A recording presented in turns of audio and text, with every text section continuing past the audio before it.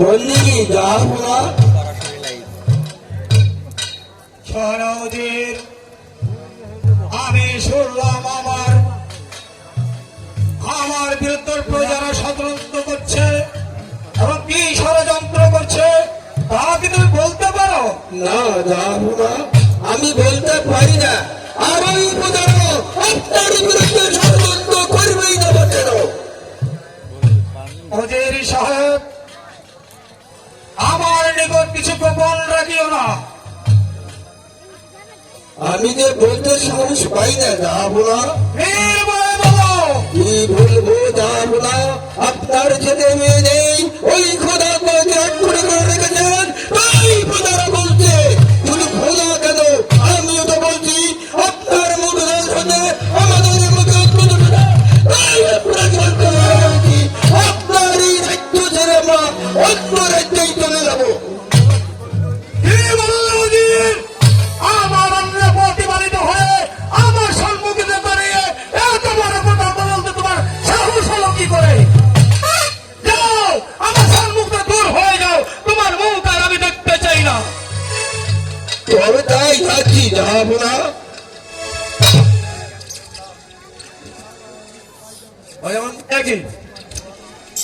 একই আমি করলাম কেন? আমি উজিরিকে তাড়িয়ে দিলাম, সে তো নির্দোষ। আমার এই মুখ পরিসরে লক্ষ লক্ষ প্রচার মতো অন্ন জোটে না, ওই খোদা আমাকে আত্মরা করে যাদের একমুষ্ট অন্যের সংস্থান নেই, বাড়ি বাড়ি বিক্রি করে বেড়ায়, তাদের তো কত ছেলে মেয়ে তো খোদা, কিন্তু আমাকে রেখেছো আক্ষর করে। তোমার প্রাণে কি দয়া মায়া নেই খোদা? তোমার প্রাণে কি দয়া মায়া নেই? আমি এ রাজ্যেই থাকবো না। আমি ওই নির্জন বনে গিয়ে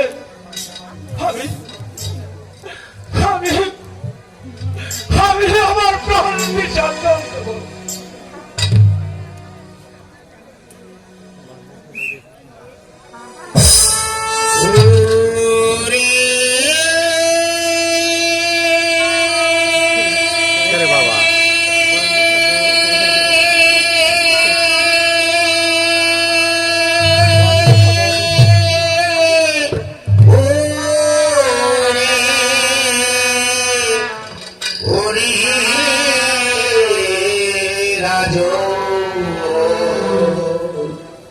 বৃথা চেষ্টা করো না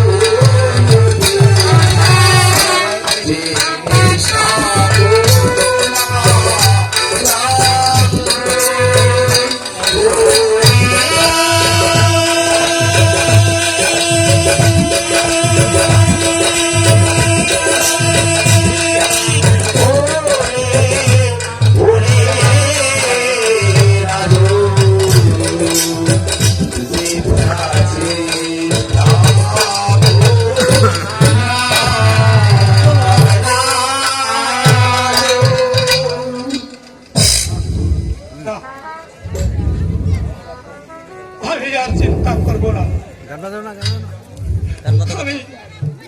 আমি এই রাজ্য ছেড়ে চলে যাবো।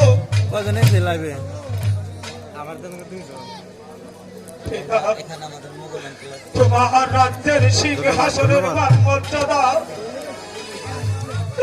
আমি রক্ষা করতে পারলাম না পিতা।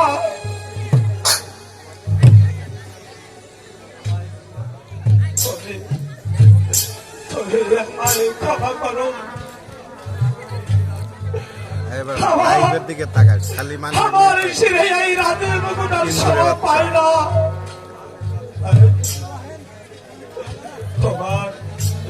তোমার রাতের মুকুটে তোমার সিংহাসনে রেখে আমি এই রাজ্য ছেড়ে চলে যাচ্ছি।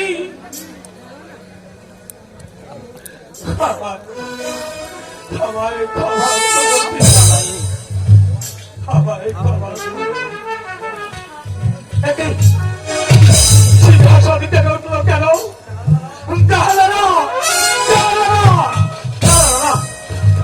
আমি আর জাহানারাকে ডাকবো না।